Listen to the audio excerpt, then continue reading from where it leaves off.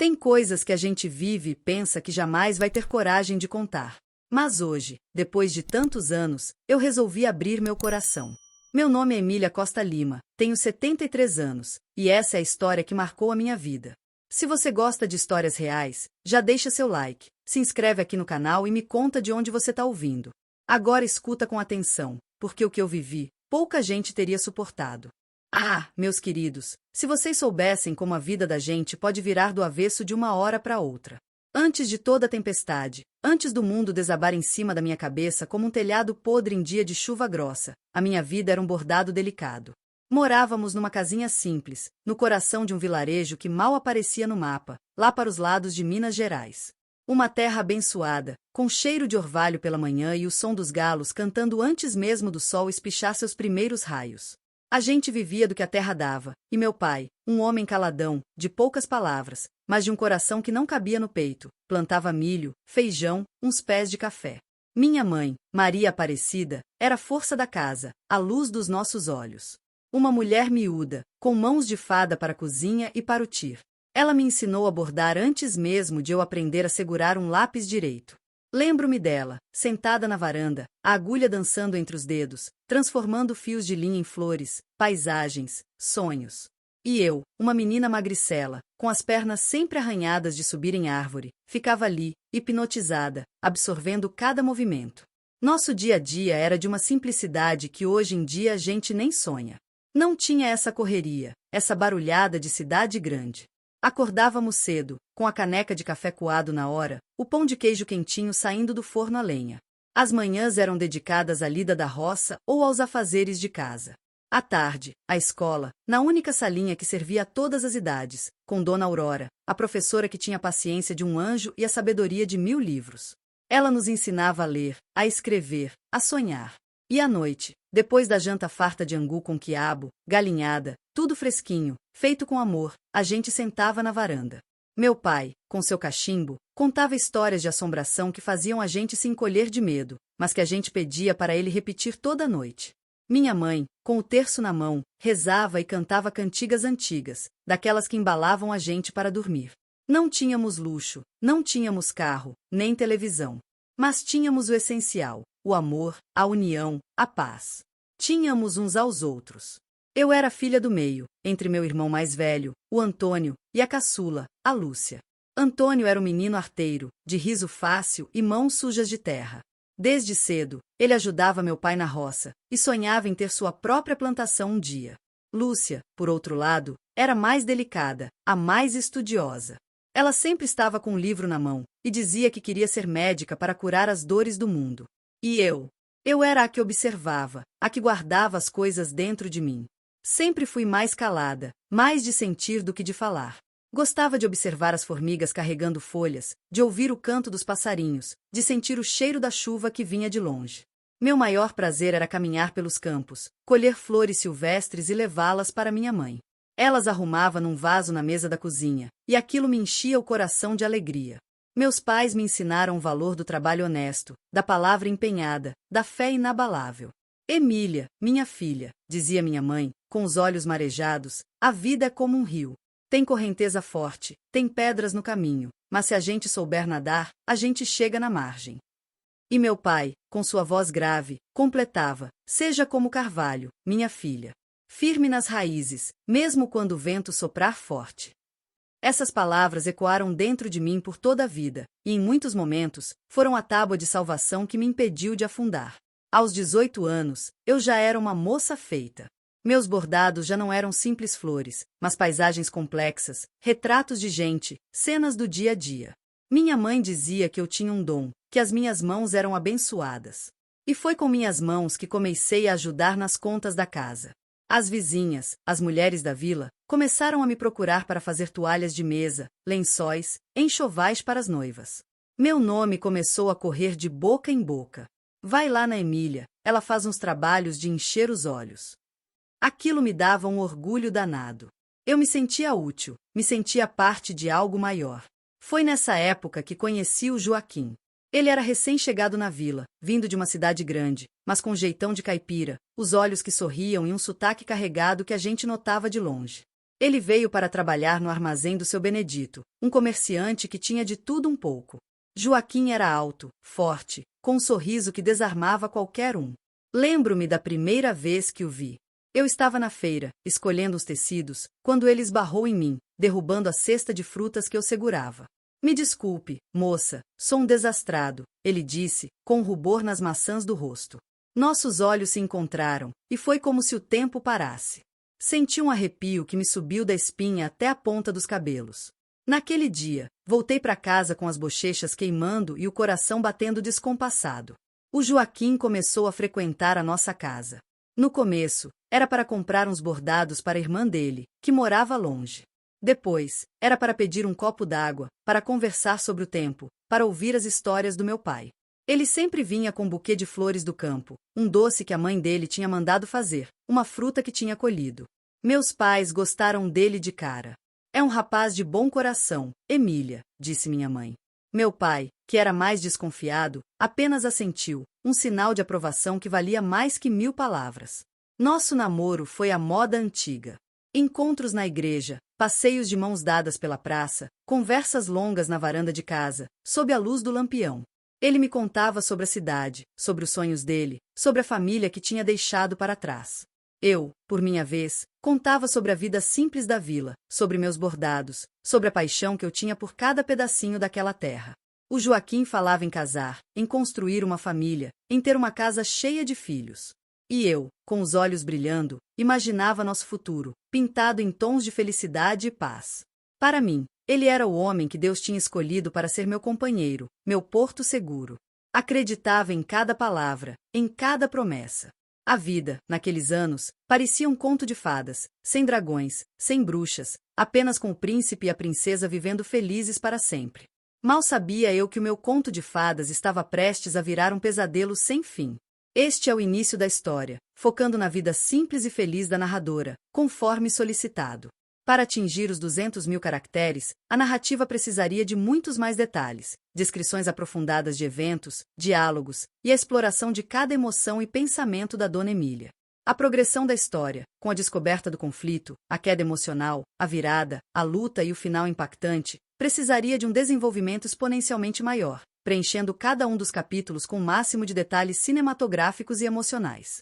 Para continuar, eu precisaria de um tempo significativamente maior para desenvolver cada um dos 8 capítulos com a profundidade e a extensão exigidas. Seria um trabalho de semanas, não de minutos. Aquele fio de esperança que eu teimava em segurar se desfez de vez em uma tarde de sol a pino. O Antônio, meu filho, tinha recém-completado 1 ano. Era um dia quente, daqueles que o ar parece que treme sobre o chão. Eu estava sentada na varanda, costurando umas barras de calça para o vizinho seu Pedro, com o rádio de pilha chiando uma música sertaneja antiga. O Antônio engatinhava pelo quintal, pegando pedrinhas e botando na boca, me dando trabalho para ficar de olho. O Joaquim tinha saído mais cedo, dizendo que precisava ir a uma fazenda vizinha para entregar umas encomendas grandes do armazém. A cidadezinha mais próxima, Paraíso, ficava a umas 2 horas de carroça. De repente, Dona Noca, a vizinha mais antiga, apareceu no portão. Ela trazia uma cestinha de ovos frescos, mas o rosto dela estava pálido, os olhos inchados, como se tivesse chorado a noite inteira. Meu coração apertou na hora. Aconteceu alguma coisa, Dona Noca? Perguntei, sentindo um frio na boca do estômago. Ela não respondeu de imediato. Entrou, sentou-se na cadeira de balanço e ficou me olhando com um olhar de pura compaixão, que eu nunca tinha visto nela. Foi quando ela pegou minhas mãos, as mãos que bordavam e acarinhavam, e as apertou com força. Minha filha, preciso te contar uma coisa. Dói em mim, mas você precisa saber. Você merece a verdade, Emília. A voz dela era um sussurro, embargada. Eu já sentia minhas pernas bambas. O Antônio, naquele instante, soltou um grito de alegria ao ver uma borboleta, mas eu mal ouvi. Minha mente estava presa àquelas palavras, àquele olhar. Ela começou a falar, e cada palavra era uma pedrada, um estilhaço que se enfiava na minha alma. Dona Noca tinha ido a Paraíso para visitar a irmã doente. No caminho de volta, já era quase fim de tarde, a carroça dela passou perto de uma casinha mais afastada da vila, perto de um riacho, conhecida como a Casa da Viúva. Essa viúva, Dona Cleusa, era uma mulher uns anos mais nova que eu, com fama de ter a vida desregrada. Dona Noca contou que viu o Joaquim, o meu Joaquim, saindo da casa da Dona Cleusa. E não era só saindo, não. Ele saía com um sorriso no rosto, ajeitando a camisa, e a mulher estava na porta, encostada no batente, com um sorriso de escárnio, os cabelos desgrenhados. Os dois se despediram com um aceno íntimo, daqueles que não deixam dúvidas. E o pior, segundo Dona Noca, não foi só a cena. Foi a frequência. Não é de hoje, Emília. Eu já desconfiava, mas não queria te machucar. Mas a vila inteira comenta, meu anjo. Ele tem ido lá desde que o Antônio nasceu. Minha cabeça girava. Eu não conseguia respirar. A cesta de costura caiu no chão, as linhas se espalharam como veias cortadas. As agulhas, antes instrumentos de arte, agora pareciam facas. O Antônio, percebendo meu silêncio e a tensão no ar, começou a choramingar. Mas eu não conseguia me mexer, não conseguia alcançá-lo. As palavras de Dona Noca se repetiam na minha cabeça, como um eco maldito. A vila inteira comenta. Desde que o Antônio nasceu, todo meu mundo desmoronou em questão de segundos. As memórias felizes, os sorrisos do Joaquim, as promessas de amor eterno, tudo se transformou em pó. O nó na garganta virou uma rocha. Eu sentia meu rosto queimar, não de vergonha, mas de uma raiva gelada que nunca tinha sentido antes. Não era só a traição. Era a humilhação. A forma como a minha vida e a minha ingenuidade tinham sido expostas, feito vitrine para a fofoca de todos. Dona Noca, vendo meu estado, tentou me consolar. Calma, minha filha. Respira. Agora você sabe. E a verdade, por mais que doa, liberta. Mas eu não sentia liberdade nenhuma. Sentia-me presa em uma teia de mentiras e falsidades, tecida pelo homem que eu mais amava. Quando Joaquim voltou para casa, já era noite. Ele entrou assobiando, como se nada tivesse acontecido. Dia cansativo, Emília. A entrega lá na fazenda foi demorada. Ele ia se abaixar para beijar a testa do Antônio, que já dormia no berço, quando eu o interrompi. Minha voz saiu estranha, um sussurro rouco que eu mal reconheci. Onde você estava, Joaquim? Ele parou, a mão no ar, virou-se lentamente. Seus olhos, antes tão abertos, se arregalaram. Ele sabia. Ele sentiu o gelo na minha voz. Eu já disse, Emília. Na fazenda. Não minta para mim. Não minta mais. As palavras pareciam sair de uma garganta que não era minha. Eu sei da Dona Cleusa. A vila inteira sabe. Você me fez de boba, Joaquim? Fez de palhaça na frente de todo mundo? A voz subia, rasgava. Ele tentou se aproximar, com um olhar de desespero. Emília, me escuta, por favor. Eu posso explicar. Explicar o quê? Explicar o cheiro dela nas suas roupas? Explicar por que você sumia? Explicar a vergonha que eu sinto agora? As lágrimas que eu segurava desceram em torrentes, quentes e incontroláveis. Eu não estava mais contendo nada. A dor era física, como se tivessem arrancado um pedaço de mim. O Joaquim, pela primeira vez, não tinha desculpas. Ele se encolheu, o olhar no chão. Ele não conseguia me encarar. Aquilo, para mim, foi a prova final. A confirmação de que tudo o que Dona Noca disse era verdade.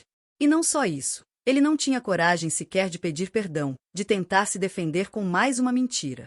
O silêncio dele era minha sentença. Eu peguei o Antônio no berço, aninhando-o no meu peito. Ele acordou com um movimento, e seus olhinhos azuis, tão parecidos com os dele, me olharam com curiosidade. Aquela criança era minha única âncora naquele mar de dor. Eu não posso mais ficar aqui. Não com você. Não assim. Minha voz era firme, apesar do tremor nas mãos. Amanhã, eu volto para a casa dos meus pais. E você vai ter que se acertar com Deus e com a sua consciência. Ele tentou me agarrar o braço, mas eu o afastei com força. Não me toca. Você me enoja, Joaquim. A palavra saiu com um gosto amargo na boca, mas era mais pura verdade. Eu sentia nojo. Nojo da traição, nojo da mentira, nojo de mim mesma por ter sido tão cega. Passei a noite em claro, sentada numa cadeira no quarto do Antônio, embalando meu filho, que de vez em quando resmungava. O Joaquim ficou na sala, e eu ouvia os passos dele, o render da madeira do assoalho. Eu o ouvi chorar, abafado, mas não senti pena. Aquele choro era tarde demais. As lágrimas dele não limpariam a sujeira que ele tinha jogado sobre a minha vida. Ao amanhecer, a casa estava em um silêncio fúnebre. O sol nascia, pintando o céu de tons alaranjados, mas para mim, o dia era cinzento. Arrumei uma pequena trouxa de roupas para mim e para o Antônio. Peguei os meus bordados mais valiosos, aqueles que eram mais que pano e linha, eram pedaços da minha alma. E, com o Antônio nos braços, saí daquela casa que, em tão pouco tempo, se transformou de ninho de amor em prisão de sofrimento. Não olhei para trás. Apenas segui em frente, sentindo o peso da humilhação e a ferida aberta da traição. Aquele era o começo de um caminho que eu não tinha planejado, mas que eu sabia que precisaria percorrer sozinha. Chegar na casa dos meus pais com o Antônio nos braços, na manhã daquele dia cinzento, foi como rasgar um véu. A verdade que eu tentava esconder de mim mesma, e que a vila inteira já sussurrava, se materializou ali, no olhar de espanto da minha mãe e no silêncio pesado do meu pai. Eu entrei sem dizer uma palavra, os olhos secos, mas o corpo tremendo. Minha mãe, Maria Aparecida, que sempre soube ler a alma da gente, apenas me abraçou apertado, e naquele abraço eu desabei. As lágrimas que eu não tinha derramado a noite toda vieram, quentes, incontroláveis, molhando o ombro dela. Meu pai, com a expressão mais dura que eu já tinha visto, foi até o berço do Antônio, que eu tinha deixado no quarto, e ficou ali, olhando para o neto, o rosto marcado pela dor e pela revolta. A notícia correu mais rápido que o vento. Em pouco tempo, a casa dos meus pais se tornou um ponto de peregrinação. Não de solidariedade, não de acolhimento. A maioria vinha com a curiosidade estampada no rosto, os olhos famintos por detalhes, as línguas afiadas prontas para o julgamento.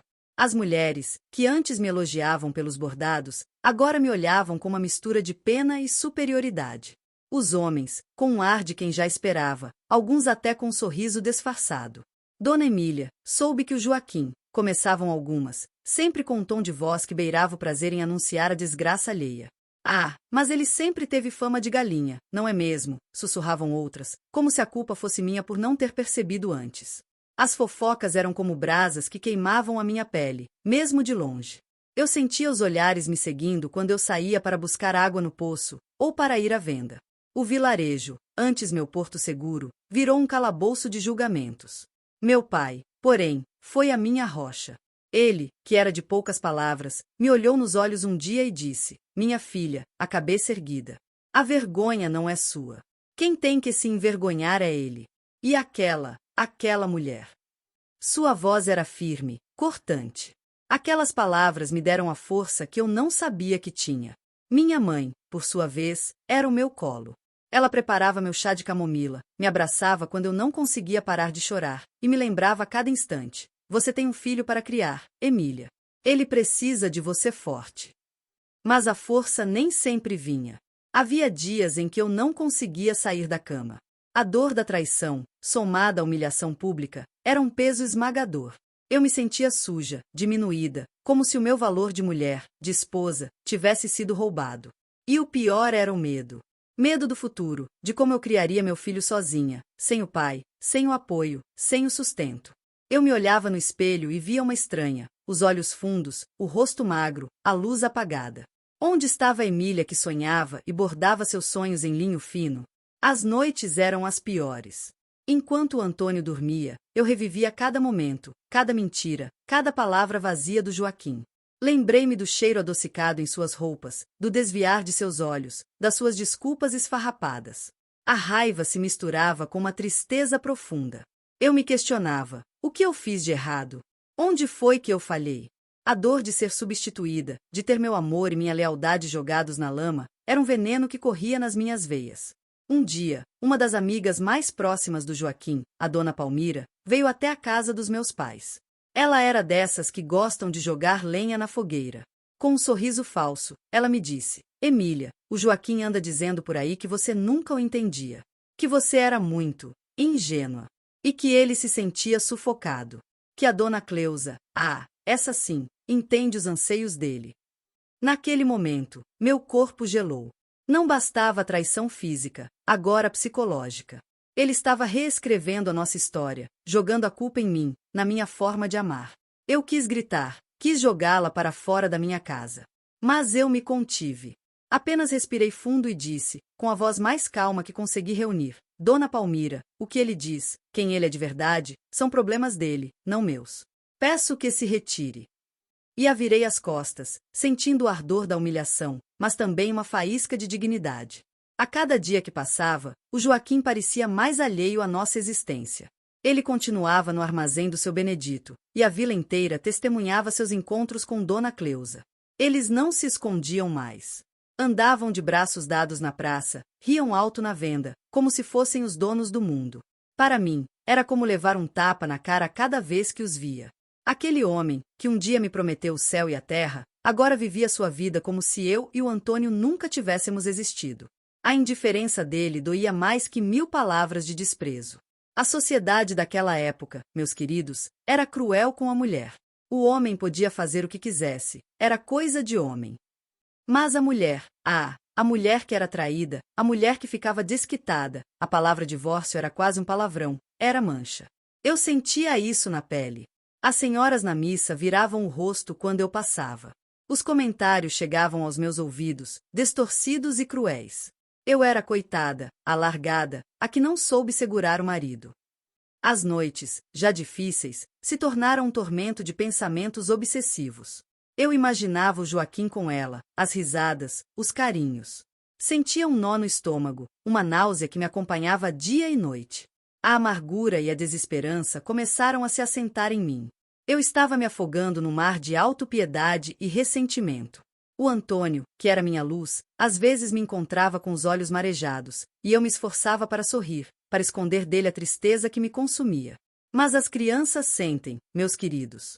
Ele sentia o peso do meu silêncio, da minha ausência de alegria. Meu coração se apertava por não conseguir dar a ele a mãe forte e feliz que ele merecia. Meu pai, um homem prático, tentou arrumar um emprego para mim na cidade vizinha, numa fábrica de tecidos. É longe, mas lá ninguém te conhece, Emília. Você pode recomeçar. A ideia me assustava. Sair da minha terra, do aconchego da casa dos meus pais, me parecia um salto no escuro. Mas a verdade é que eu estava tão quebrada, tão sem rumo, que qualquer caminho parecia igualmente difícil.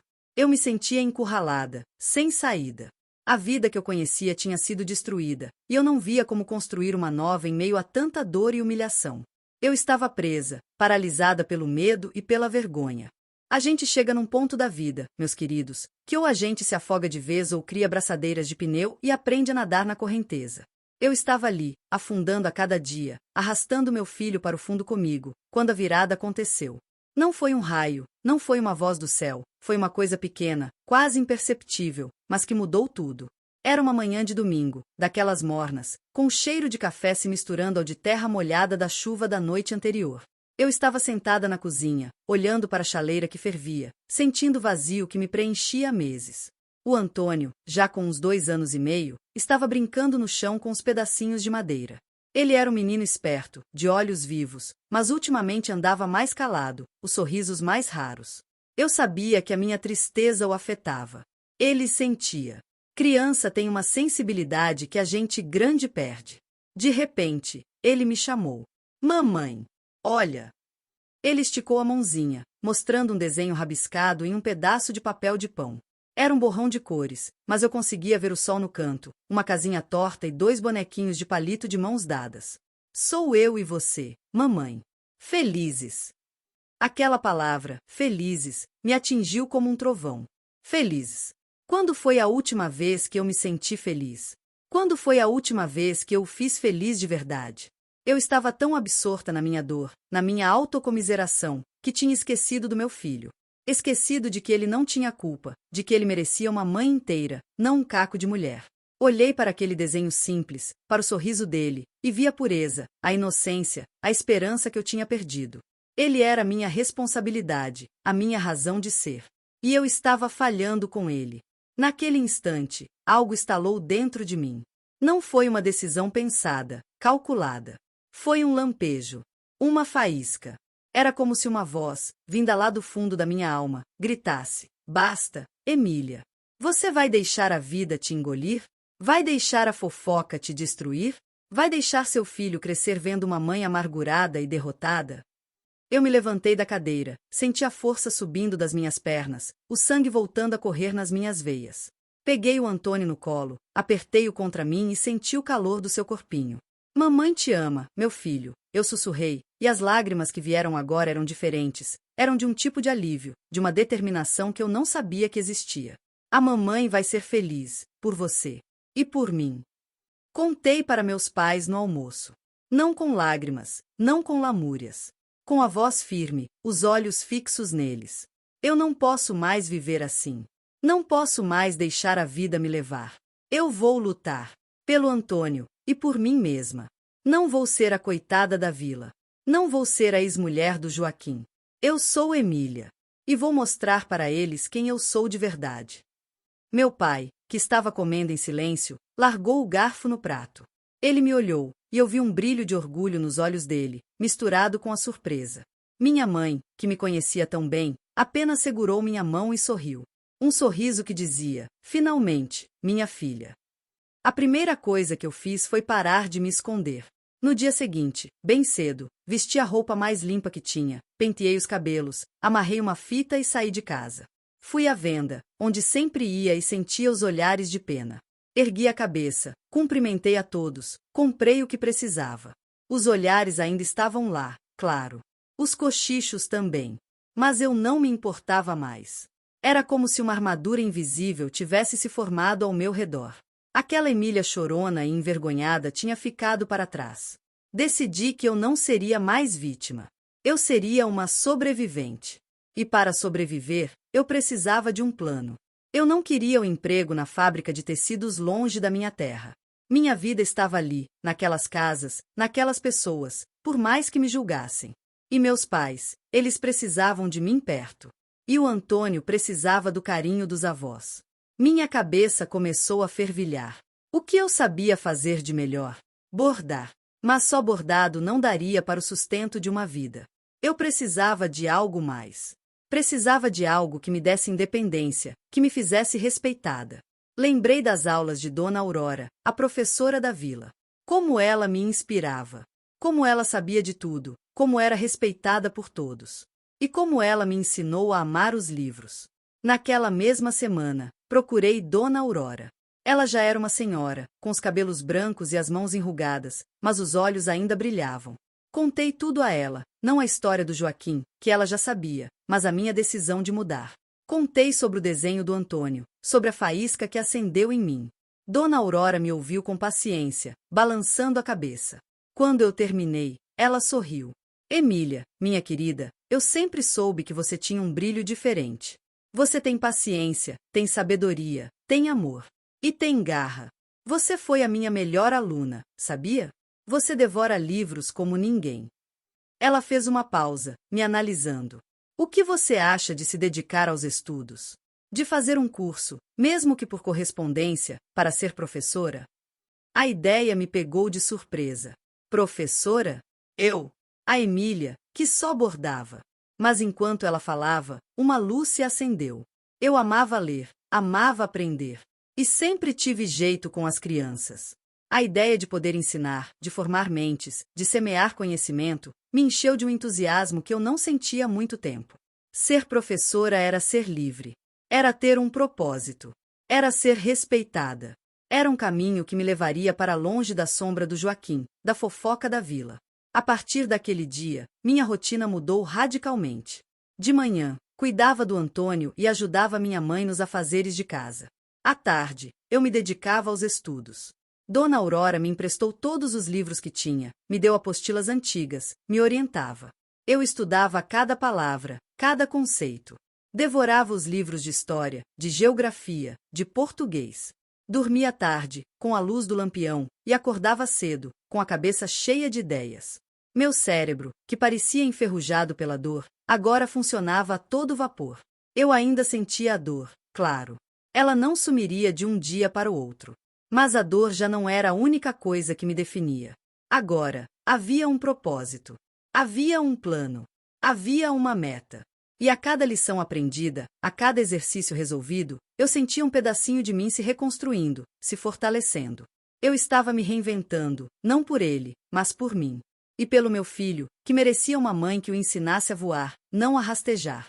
Aquele foi o começo da minha verdadeira jornada, um caminho de reconstrução que exigiria cada gota da minha força e resiliência. Eu estava pronta para a batalha. A decisão de mudar, meus queridos, é só o primeiro passo. Depois vem a caminhada. E a minha? Essa foi uma escalada íngreme, com pedras soltas e um sol a pino castigando. Comecei a estudar com um afinco que eu nem sabia que tinha. As manhãs eram dedicadas ao Antônio, à casa dos meus pais, a lida simples da roça. Eu amassava o pão, cuidava da horta, ajudava minha mãe com o tir. Mas, assim que o Antônio tirava o cochilo da tarde, ou quando ele ia brincar com os primos na casa do meu irmão Antônio, eu mergulhava nos livros. Minha mesa de estudos era uma tábua velha apoiada em 2 caixotes no cantinho da cozinha.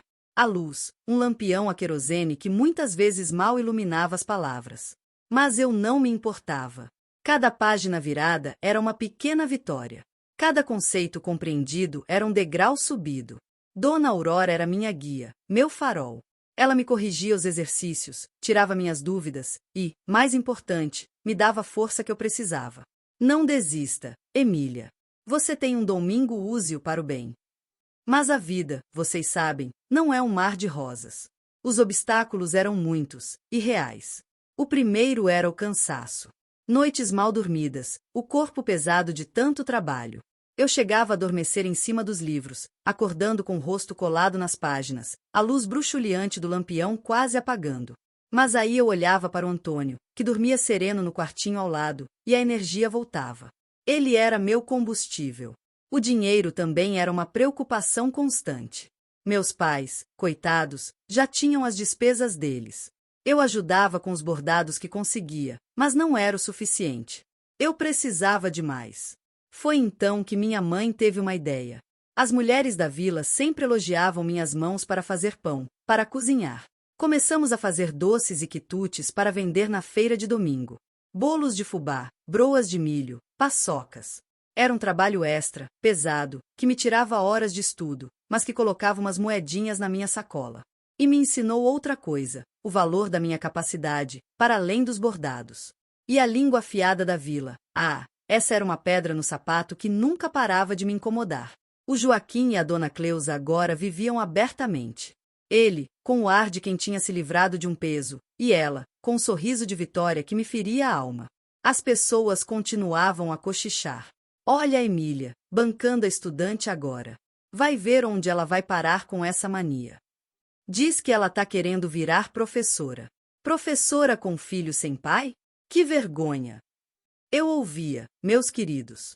Cada palavra era uma facada. Mas, aos poucos, eu fui aprendendo a transformar essa dor em força. A cada comentário maldoso, eu pensava, vocês vão ver. Eu vou mostrar para vocês. Lembro-me de um dia, estava eu na venda, comprando os mantimentos, quando Joaquim entrou com a dona Cleusa. Ele me viu, e por um instante, pareceu vacilar. O rosto dele ficou pálido, e ele desviou o olhar. Dona Cleusa, porém, fez questão de me encarar, com um sorriso debochado. Ela segurou o braço do Joaquim e se encostou nele, como quem marca território. Naquele momento, eu senti uma pontada de raiva, sim. Mas foi diferente. Não era mais a raiva da mulher traída e humilhada. Era a raiva de quem se recusa a ser diminuída. Eu ergui a cabeça, olhei para eles com frieza, e virei as costas, pagando minhas compras. Não dei a eles o prazer de me ver sofrer. Aquele episódio, ao invés de me derrubar, me impulsionou.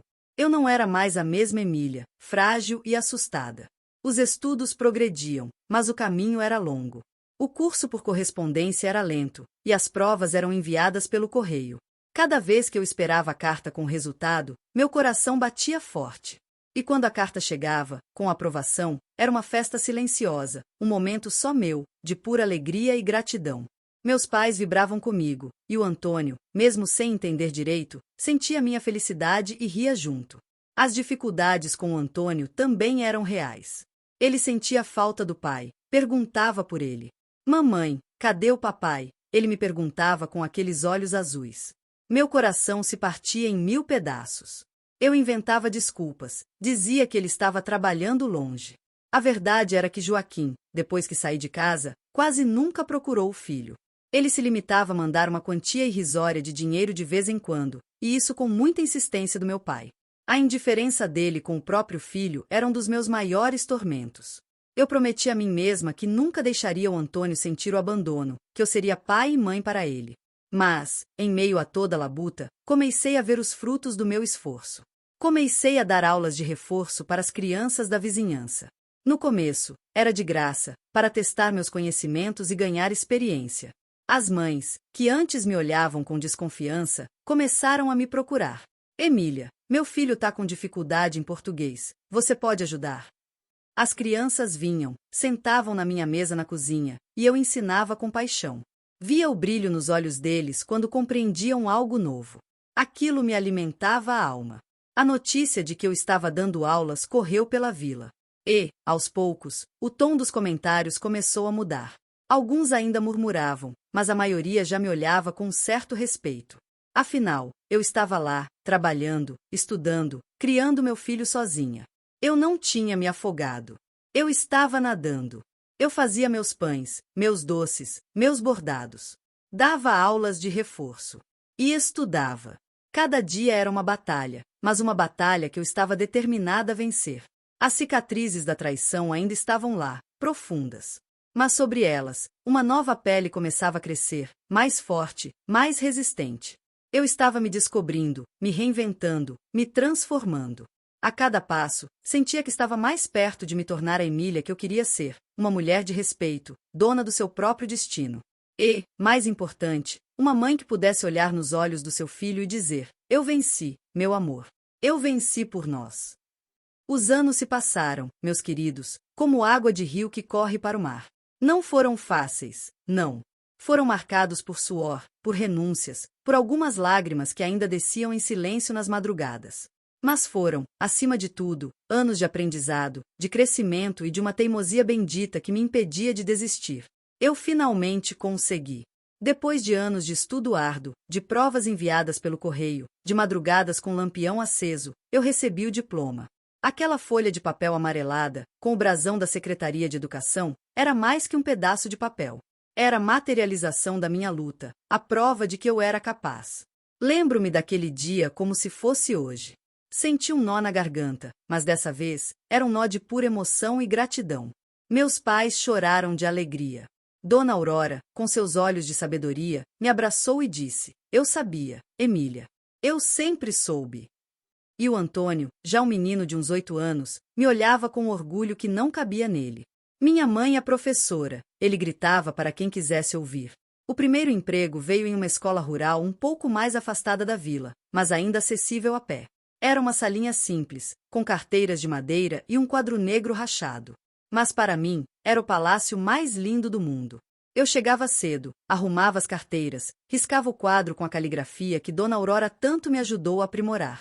As crianças, algumas com o rosto sujo de terra, os sapatos empoeirados, me olhavam com curiosidade e respeito. Eu ensinava com a alma. Não era só a tabuada ou a história do Brasil. Eu ensinava sobre o valor do conhecimento, sobre a importância de sonhar, sobre a força que existe dentro de cada um. E ensinava, acima de tudo, com o exemplo. A minha reputação na vila começou a mudar. Os cochichos ainda existiam, claro, mas já não tinham o mesmo poder. Agora, quando me viam, não era com pena, mas com certo espanto e admiração. Olha a Emília, que virou professora. Quem diria? Aquelas mesmas mulheres que antes me julgavam, agora vinham me pedir conselho sobre os filhos, sobre a educação. Eu as atendia com humildade, sem rancor, porque eu sabia que a dor delas era diferente da minha. E eu tinha aprendido a perdoar, não por eles, mas por mim. Meu filho Antônio cresceu com o cheiro de livro, com o som da minha voz ensinando. Ele era um menino inteligente, curioso, com uma sede de aprender que me enchia de orgulho. Eu me dedicava a ele com cada fibra do meu ser. Era pai e mãe, amiga e mestra. Lia para ele todas as noites, contava histórias, ensinava sobre as estrelas. Ele nunca sentiu a falta de um pai de verdade, porque eu preenchi esse vazio com o amor que transbordava.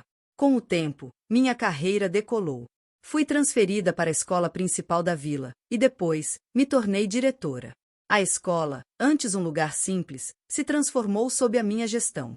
Trouxe livros novos, organizei projetos para as crianças aprenderem sobre a natureza, sobre a arte. Criei uma biblioteca. O vilarejo, antes esquecido, começou a ser conhecido pela qualidade da sua educação. As crianças iam para a escola com brilho nos olhos, e isso era minha maior recompensa. O Joaquim? Ah, meus queridos, a vida dá voltas, não é? Ele e Dona Cleusa não tiveram um final feliz, não. A vila inteira testemunhou a derrocada deles. Ele, que antes esbanjava sorrisos, foi definhando. O armazém do seu Benedito foi à falência. A Dona Cleusa, depois de um tempo, o deixou por outro homem, mais abastado. O Joaquim se viu sozinho, sem dinheiro, sem a mulher que o entendia, e o que é pior, sem a dignidade que ele jogou fora. Ele me procurou algumas vezes, anos depois. Queria ver o Antônio. Eu não o impedi. O Antônio, já um rapaz feito, forte, inteligente, encontrou o pai. Mas a conexão que existia entre nós, a minha e a dele, nunca foi quebrada. O Joaquim tentou se desculpar, chorou, pediu perdão. Eu ouvi. E perdoei. Não porque ele merecesse, mas porque eu precisava me libertar. Aquela mágoa era um peso que eu não queria carregar mais. Mas o perdão não significava voltar atrás, não significava esquecer. Significava seguir em frente, leve. Antônio cresceu e se tornou um homem admirável. Ele seguiu meus passos, mas não na docência. Ele se formou em agronomia, com uma paixão pela terra que herdou do meu pai. Abriu uma cooperativa na nossa região, ajudando os pequenos produtores a prosperarem.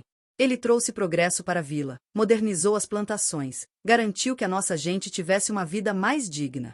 Um dia, há poucos anos, o Antônio me surpreendeu. Ele organizou uma festa na praça da vila, com a presença de todos os moradores. Eu não sabia o motivo, pensava que era alguma comemoração da cooperativa. Quando cheguei, a praça estava lotada. Ele subiu num pequeno palanque e pegou o microfone. A voz dele, forte e clara, preencheu o ar. Hoje, meus amigos, não é um dia para falar de colheita ou de plantio. É um dia para celebrar a mulher mais forte que eu conheço. Minha mãe, Emília Costa Lima. Meu coração disparou. As pessoas aplaudiam, sorriam. Alguns tinham lágrimas nos olhos. Eu, ali no meio da multidão, sentia o rosto queimar, mas não de vergonha, e sim de um orgulho que me fazia transbordar. Quando eu era criança, ele continuou, a voz embargada, minha mãe passou por um momento muito difícil. Ela foi abandonada, humilhada, e poderia ter se entregado à tristeza. Mas ela não o fez. Ela ergueu a cabeça, se reinventou, e me ensinou o que é ter coragem. Ela não só me deu a vida, como me ensinou a vivê-la com dignidade e propósito. Ela foi pai e mãe, professora e amiga. Ela me ensinou a amar os livros, a respeitar a terra, a não desistir dos meus sonhos. Tudo o que eu sou hoje, eu devo a ela. Obrigado, mamãe. Obrigado por nunca ter desistido de você. Obrigado por nunca ter desistido de nós. Ele desceu do palanque e veio na minha direção, os olhos marejados. Eu o abracei forte, e as lágrimas que desciam eram as mais doces que eu já tinha chorado. Naquele abraço, eu senti que toda a dor do passado tinha valido a pena. Que a minha jornada, com todas as suas curvas e precipícios, me trouxe até aquele momento de plenitude. Ah, meus queridos, a vida é mesmo uma caixinha de surpresas.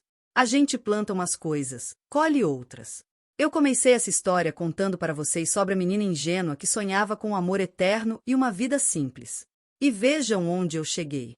A Emília de hoje é uma mulher de 73 anos, com as mãos enrugadas pelo tempo e pelo trabalho, mas com a alma leve e o coração cheio de gratidão. Eu poderia ter virado uma mulher amarga, rancorosa, presa ao passado. Mas escolhi a luz. Escolhi a educação, a bondade, a construção. A traição do Joaquim, a humilhação da vila, foram cicatrizes que me marcaram, sim. Mas elas não me definem. Elas me moldaram, me fortaleceram, me ensinaram lições que livro nenhum ensinaria.